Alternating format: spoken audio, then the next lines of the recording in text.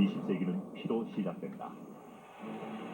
1914년 8월 전 유럽 대 독일의 전쟁, 즉 1차 세계대전이 시작된 것이다.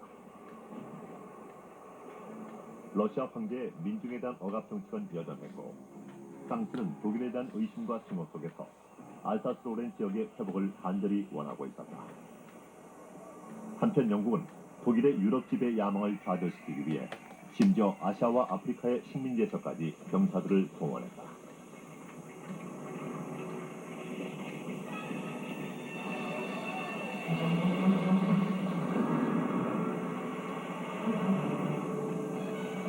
유럽의 열강들은 처음에는 전쟁이 19세기의 전쟁과 다를 것이 없다고 생각했다.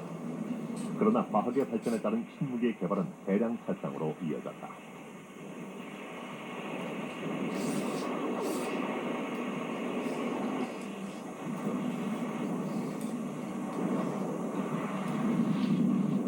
예컨대 1914년부터 4년간 진행된 1차 세계대전은 육지와 바다에서의 전면전으로 진행된 것이다.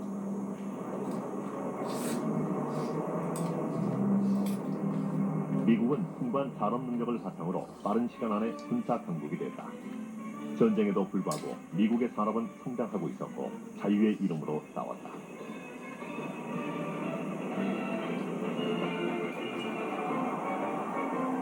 정치적으로 윌슨 대통령은 민중이 억압당하고 있는 유럽에 민주주의를 전파하는 십자군임을 자처한다.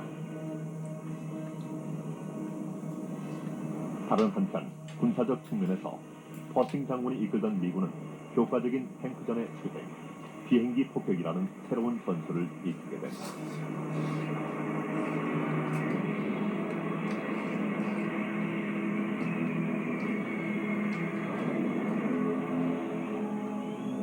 (1918년 11월 11일) 휴전을 알리는 종이 울렸을 때 사람들은 전쟁에서 살아남은 것을 기뻐했다.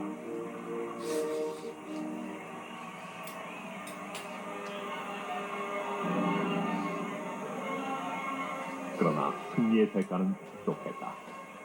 유럽의 번영은 사라졌고 900만 명에 이르는 젊은이들이 죽었다. 전쟁이 민족 간의 갈등에서 기인했었다는 교훈에도 불구하고 사람들은 여전히 민족주의를 신봉했다.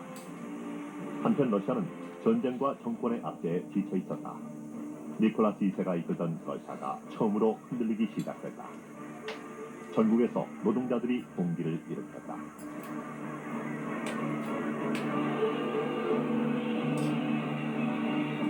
망명중이던 블라디미르 일리치 울리아노프가 저항단체를 조직했다. 그가 바로 레닌이었다. 군대는 폭동을 일으키고 길거리의 사람들은 빵을 달라고 아우성쳤다. 오랫동안 재갈이 채워져 있던 사람들이 반란을 일으키기 시작한 것이다. 3월 17일 마지막 로마노프 왕조가 회의하게 되었다.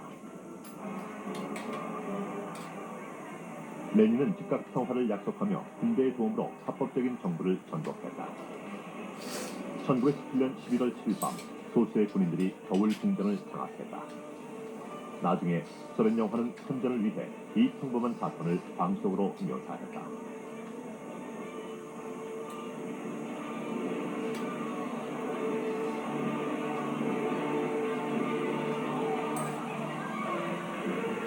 승리를 거둔 레닌은 보다 나은 세계를 만들겠다는 자신의 꿈을 이루려 했다. 러시아 혁명은 전 세계를 깜짝 놀라게 만들었다. 가난한 자들은 그것을 희망으로 보았고 부자들은 위험한 것으로 여겼다. 사회주의자이며 군인이었던 베니토 무솔리니가 1919년 프로시아 수당을 조직하여 자신들이 사회주의자이며 민족주의자라고 주장합니다. 무솔리니는 1922년 로마로 행진해 들어갔고 빅토리오 엠마뉴엘 국왕은 그에게 정권을 맡겼다.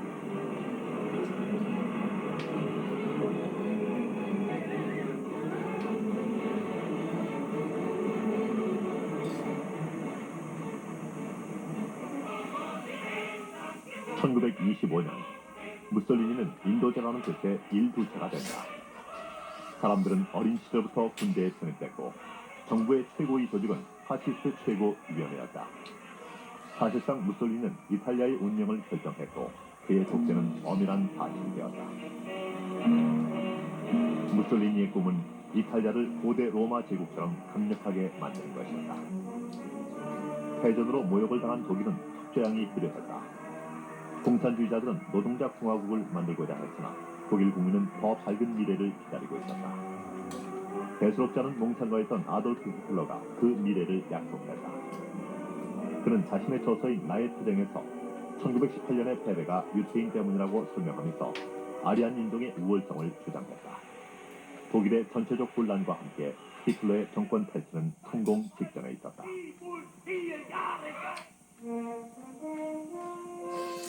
한편 대서양 건너편의 미국의 번영은 이 고층 건물과 같이 높이 솟아올랐다. 미국은 세계 최대 경제 대국이 됐다.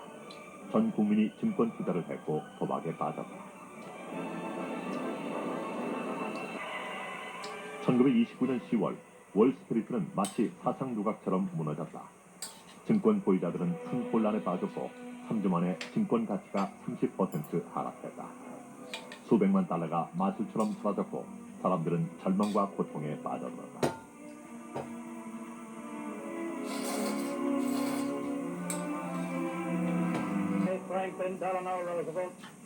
1932년 프랭클린 루즈벨트가 대통령에 선출된다. 그는 뉴딜 정책을 펼쳤다. 정부가 경제를 구하기 위해 나선 것이다. 경제 위기는 대서양을 건너 아직 힘이 없던 유럽을 뒤흔들어 놓았다. 가난과 실업이 엄청난 정치적 사회적 혼란을 초래하게 된 것이다. 1931년과 32년 사이 독일에서 실업자는 600만 명이 넘었다. 이것은 공산주의 선동가와 미래의 독재자에게는 횡재나 다름없었다. 1932년 힌덴부르크가 대통령에 재선되지만 1년 후에는 히틀러가 권력을 잡는다. 그는 자신을 수상이라고 칭했다. 나치 당원들은 독일 전역에서 오늘은 독일, 내일은 세계라고 노래 불렀다.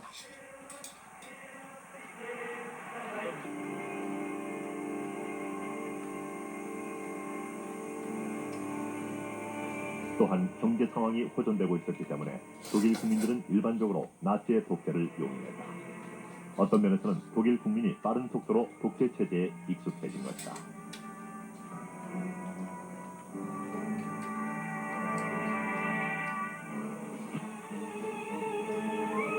일본에서도 경제 위기가 군국주의를 가져왔다. 천황 히로히토는 군인들이 대륙 정복의 꿈을 키우는 것을 허용한다.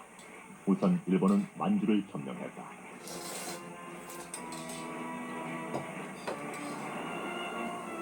한편 모스크바에서는 레닌이 죽고 스탈린이 1928년 이래로 혁명을 좌우하고 있었다.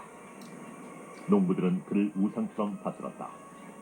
노동자들은 사회주의 조국을 건설하기 위해 열심히 일했다. 그 결과 스타카노프라는 소련의 광산은 최고 생산 기록을 경신했다. 사회주의의 우월성을 전 세계에 과시한 것이다.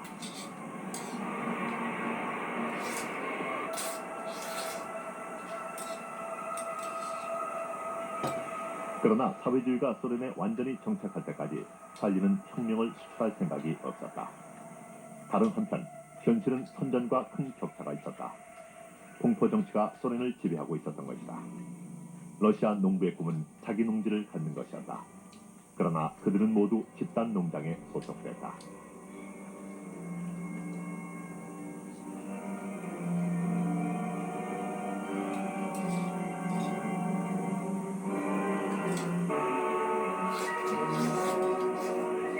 스페인에서는 프랑코가 정부에 대항하여 군대를 일으켰다. 3년 동안 민족주의자들과 공화주의자들 간의 내전이 지속됐다.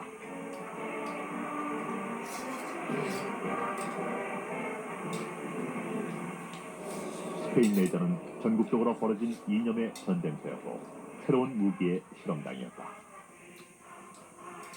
그러나 그것은 다가올 진짜 비극의 전초전에 불과했다.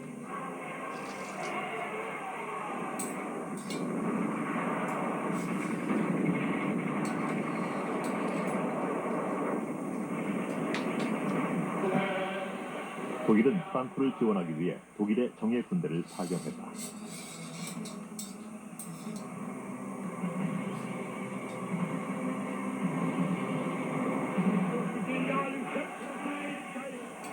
1936년 사사건건 의견 충돌을 일으키던 히틀러와 무솔리니가 이제는 로마 베를린 추축을 형성한다. 며칠 후 일본도 추축국에 가입했다. 이로써 히틀러는 외교적인 고립에서 벗어난다. 일본은 장개석이 이끌던 중국을 침공한다. 곧 태평양으로 보내질 예정인 일본 공군은 군사적인 목적물뿐만 아니라 민간인들까지도 공습하면서 전쟁 연습을 했다. 히틀러는 독일 제국의 영광을 되찾기로 결심한다. 오스트리아를 침공하여 합병해버렸던 것이다.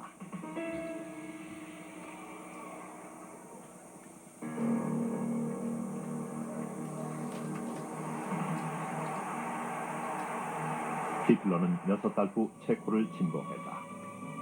평화를 지킨다는 명분을 앞세워 프랑스와 영국은 체코를 포기했다. 히틀러는 날개를 달게 된 셈이었다. 민주주의 국가들은 이런 사태를 걱정했으나 말로만 항의할 뿐이었다. 루즈벨트는 미국 국민들에게 전쟁 준비를 해야 한다고 설득했다. 히틀러는 연합국의 연약함과 우유부단함에 힘으로 응답했다. 즉, 미넨 회담에서 민주주의 국가들의 유화 정책 이후 6개월 만에 체코슬로바키아는 독일군의 군함 밑에 짓밟혔다.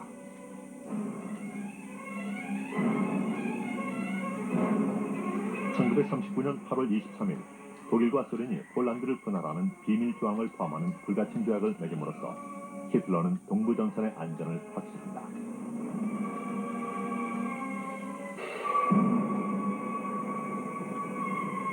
바야흐로 1939년 9월 1일 독일은 폴란드를 침공했다. 폴란드는 펜저 탱크와 폭격기로 무장한 독일군을 맞아 싸울 준비가 돼 있지 않았다.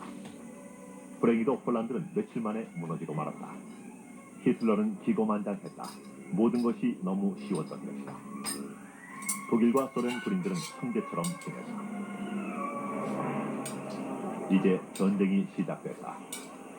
프랑스는 사태의 심각성을 인식하지 못했다.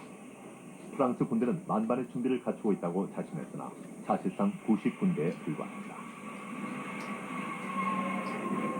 독일군은 세단을 돌파하여 한 달 만에 프랑스 군대를 괴멸시켰다.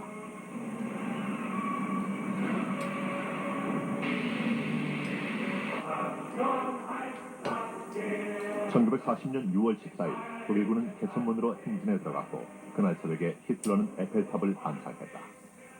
프랑스는 지역적인 패배를 당했다.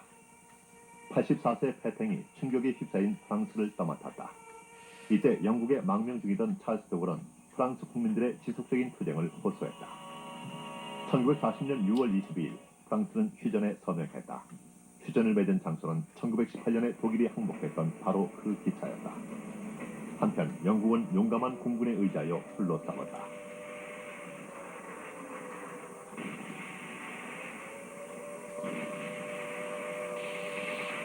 영국의 저항은 3달간 계속됐다.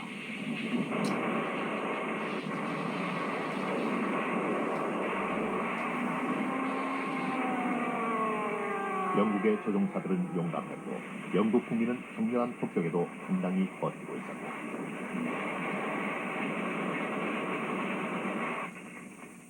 그 결과 늙은 사자인 처칠이 히틀러에게 첫 패배를 안겨준 것이다. 그러자 히틀러는 영국을 뒤로하고 스탈린에게 총구를 돌렸다. 광활한 소련의 땅을 차지하여 독일 국민을 이주시키려 했던 것이다.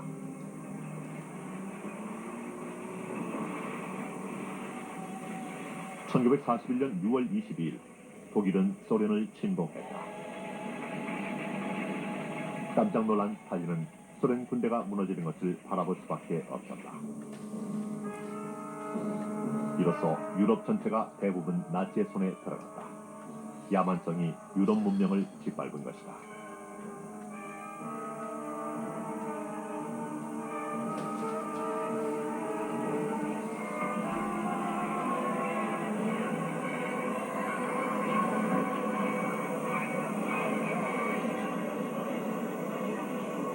수천 명의 유태인들이 바르샤바에 있는 강제 거주지구, 즉 게토에서 저항했다. 그들은 인간의 존엄을 위해 투쟁한 마지막 사람들이었다. 한편 태평양에서는 1941년 12월 7일 선전포고도 없이 일본이 진주만을 폭격했다. 미국은 태평양 함대의 절반을 잃었다.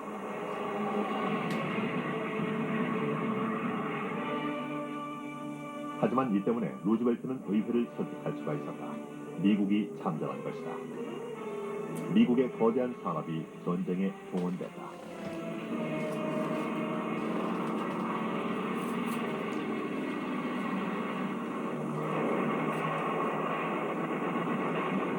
진주만 공습 후 6달 만에 미 해군은 복수를 했다. 일본 해군은 미드웨이에서 치욕을 맛보았다. 그 승리로 해서 연합국은 주도권을 되찾았다.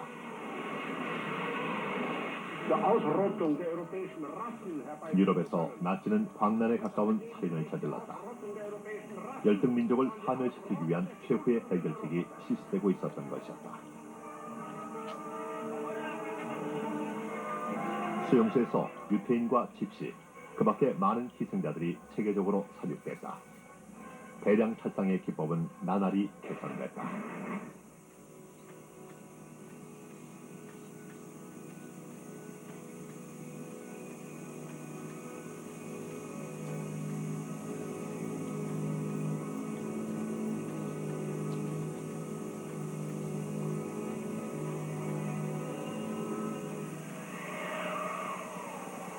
(1942년) 독일 육군은 스탈린그라드 앞에서 겨울을 맞았다.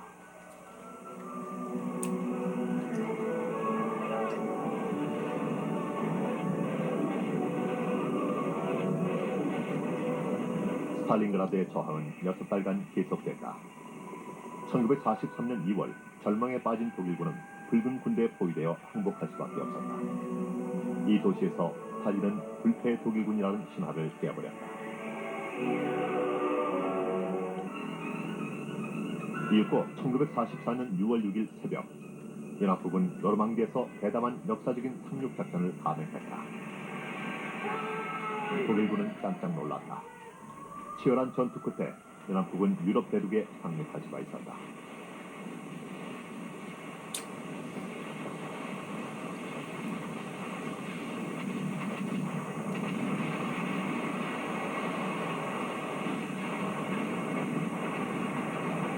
승리가 가까이 왔다. 1945년 2월 연합국 정상은 얄타에서 만나 전후 질서를 준비했다. 하지만 루즈벨트는 병들어 있었고 처칠은 유럽의 반을 차지한 소련을 두려워하고 걱정하고 있었다. 얄타에서 전후 질서를 재편하는 새로운 국경선이 결정됐고 스탈린은 붉은 군대가 점령한 모든 국가에서 자유선거를 하겠다고 약속했다. 그러나 그런 일은 일어나지 않았다. 스탈린은 나머지 동부 유럽을 개걸스럽게 삼켜버렸다.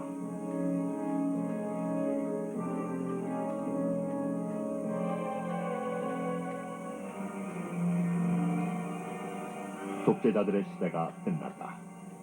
무솔리니는 도살자의 고리에 거꾸로 매달려 죽었다.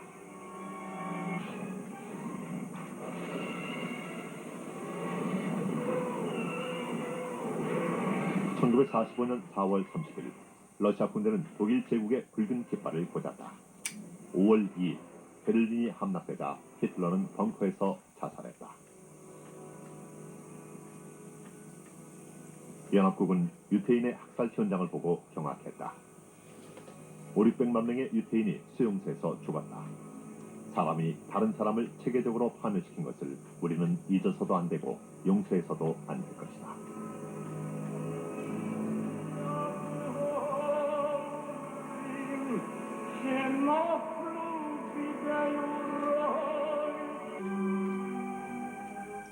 (1945년 5월 8일) 소련 사령부에서 독일의 카이펠 장군은 무조건 항복에 서명했다. 그러나 미국은 여전히 일본과 접전을 벌이고 있었다. 일본이 패배를 인정하려 들지 않았던 것이다. 일본은 불명예보다는 가미가제식 자살을 택했다.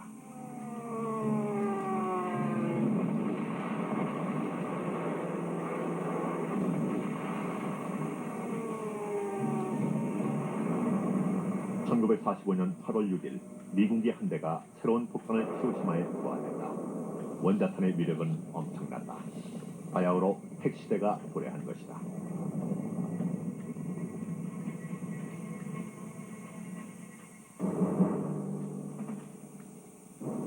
1945년 9월 2일 마침내 일본이 항복했다.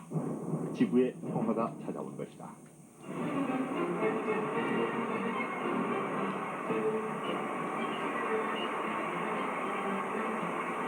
이 승리로 미국은 초강대국으로 떠올랐다. 그러나 유럽은 반세기 만에 세계대전을 두 번이나 치루었다. 유럽은 쇠퇴할 것인가 아니면 다시 단결하여 부흥할 것인가. 영국은 팔레스타인을 떠났고 대학살의 생존자들이 조상의 땅으로 돌아왔다. 1948년 5월 14일 벤구리온은 이스라엘 건국을 선포했다.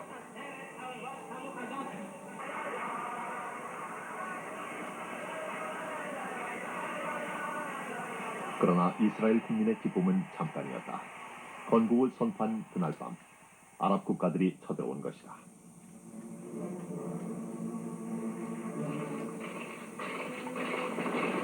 이스라엘은 아랍과의 전쟁에서 승리를 거두고 영토를 넓혔다. 이것은 팔레스타인 난민들의 유랑이 시작되었다는 것을 의미했다.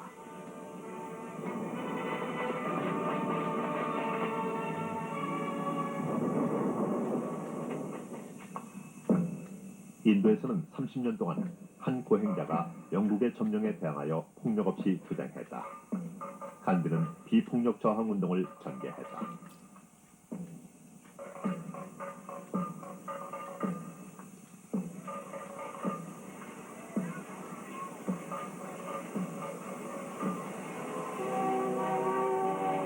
(1947년 8월 15일) 네루는 간디를 계승했다. 인도는 독립을 쟁취했고 네루는 제3세계의 지도자가 되었다.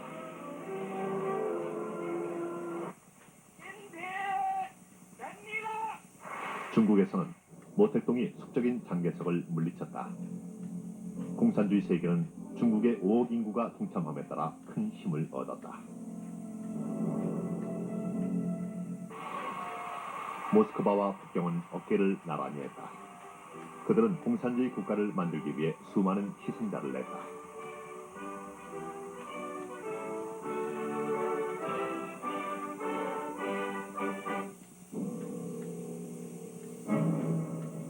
스탈린은 새로운 공산 제국의 철의 장막을 내렸다.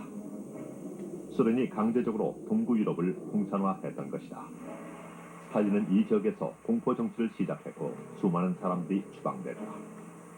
공식적으로 2차 대전의 2대 승전국인 미국과 소련은 동맹 관계였으나 그 관계는 그리 오래가지 않았다.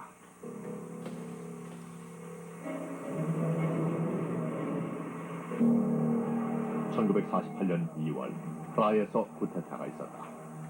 소수였지만 공산주의자들이 체코슬로바키아의 권력을 잡았다. 이로써 새로운 전쟁인 냉전이 시작됐다. 1948년 베를린 공세는 결정적으로 전 세계를 두 진영으로 나누는 역할을 했다. 서방 측이 1년 내내 비행기를 이용하여 베를린에 식량을 공급했다. 베를린 위기가 지나자 독일은 두 쪽으로 나뉘었고 서방 세계는 나토를 만들었다. 석 달 후에는 러시아의 첫 원자탄 실험이 성공했다.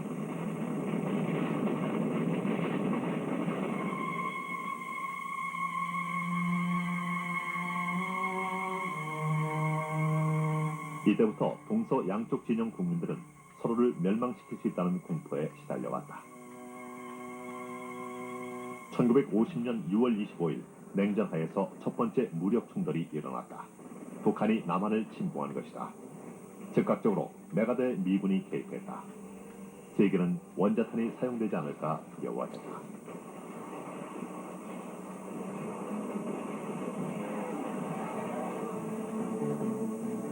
모택동이 이끄는 중국이 폐색이 짙어가던 북한을 도와주었다. 그 후 전쟁은 지루하게 이어졌다.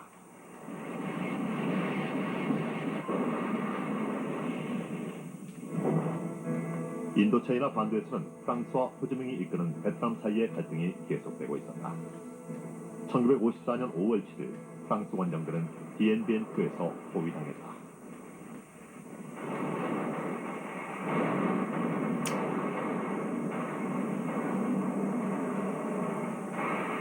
그것으로 프랑스는 인도차이나에서 손을 댔다. 피에르 멘데스 프랑스는 같은 해 7월에 베트남과 평화조약에 서명했다. 1953년 3월 5일 스탈린이 사망했다. 소련의 신이었던 그도 죽을 수밖에 없는 운명이라는 것이 증명된 것이다. 소련 사람들은 진정으로 슬퍼했다. 그들의 정신적인 아버지가 죽었기 때문이다. 스탈린이 없는 소련 국민들에게 장차 무슨 일이 일어날 것인가.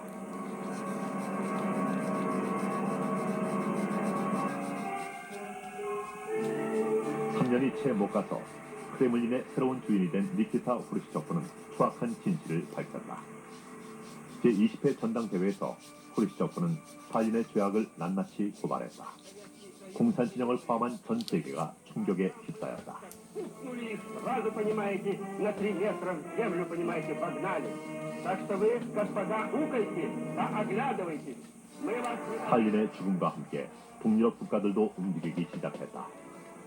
1956년 헝가리는 증오에 찬 목소리로 자유를 요구했다.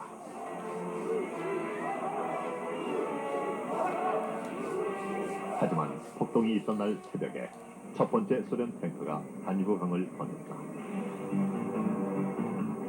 스웨즈 운하에서 위기가 발생하자 전 세계의 관심은 중동으로 모아졌다. 7월 26일 나세르는 스웨즈 운하가 이집트 소유라고 주장했다. 프랑스와 영국은 이 사태에 개입하기로 결정했고 이스라엘이 이들을 도왔다. 이 강대국들의 개입은 군사적으로는 성공이었으나 외교적으로는 실패였다.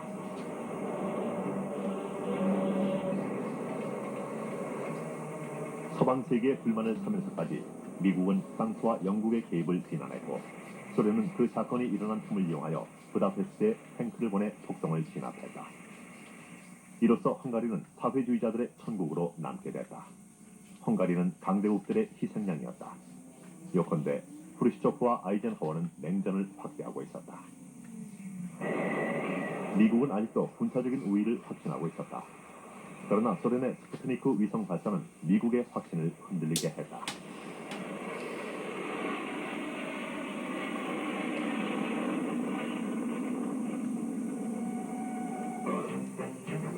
(1960년) 모든 사람들이 텔레비전 앞에 앉아 있었다. 케네디가 대통령에 선출되는 광경을 보기 위해서였다. 미국 국민은 그의 능력을 확신하지 못했으나 케네디는 미소로서 그들을 안심시켰다.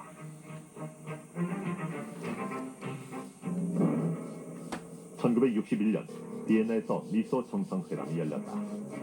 후르시초프는 풋내기 미국 대통령을 잘 다룰 수 있을 것이라고 생각했다.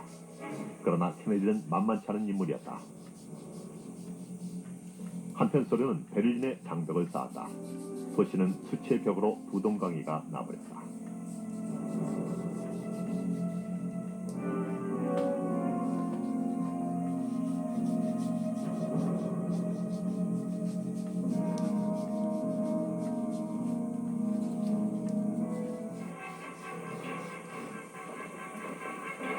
미국 해안에서 몇 킬로미터 떨어지지 않은 곳에 공산주의자인 피델 카스트로가 쿠바의 권력을 장악했다. 미국은 잠을 이룰 수가 없었다. 후르시초프는 엄청난 힘 겨루기를 하려 했다. 1962년 10월 소련은 미국의 문턱에 핵탄두를 장착할 수 있는 미사일 기지를 만들려 했다. 소련은 케네디가 경험이 부족하다는 점을 이용하려 했으나 케네디는 즉각 반격했다. 케네디는 쿠바를 봉사하기로 결심했다. 세계는 거의 전쟁 상태에 돌입했다. 그러자 후르시초프는 미사일을 철수시켰다. (1963년 11월 22일) 미국은 큰 타격을 입었다. 집권한 지 1000일 만에 케네디는 달라스에서 총격을 받았다.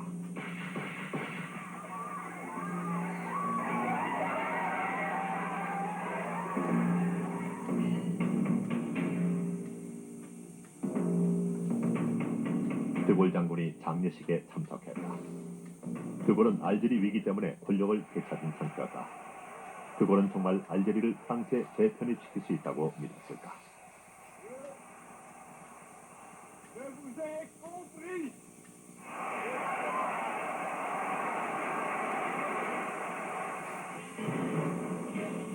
그러나 10월 3일 알제리는 독립을 얻었다.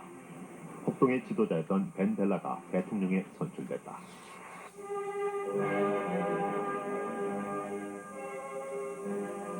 드골과 아데나워는 프랑스와 독일을 화해시켰다.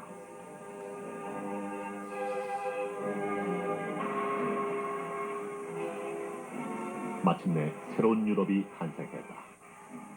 드골 장군은 유럽이 대서양에서 우랄 산맥까지 뻗어나가기를 원했다. 한편 소련의 후르시초프는 중국의 모택동과 마찰을 빚고 있었다. 후르시초프와 모택동은 악수를 하고 미소를 지었지만 그들의 이념적인 갈등과 상대방에 대한 두려움은 감출 수가 없었다. 1964년 중국은 최초의 핵실험에 성공하여 강대국임을 입증하지만 여타 선전 활동에도 불구하고 중국 내부에서는 불화가 싹텄다.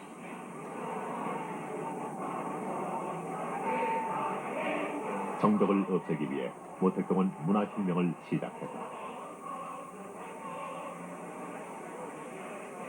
지도자의 사상을 담은 붉은 책을 들고 홍위병은 이념적 순수성으로 돌아가자고 요구했다. 중국은 무정부 상태에 빠졌고 모택동은 질서를 회복하기 위해 군대를 동원해야 했다.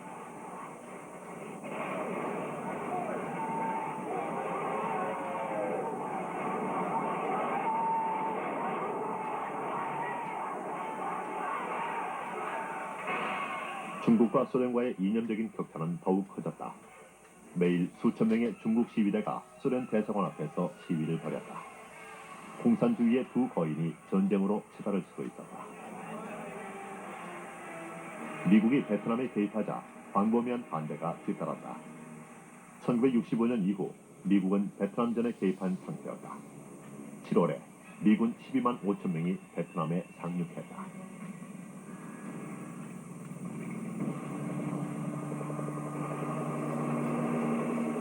미국은 큰 수렁 속으로 빠져들었다. 사령부에서는 항상 더 많은 병사와 더 많은 장비를 요구했다.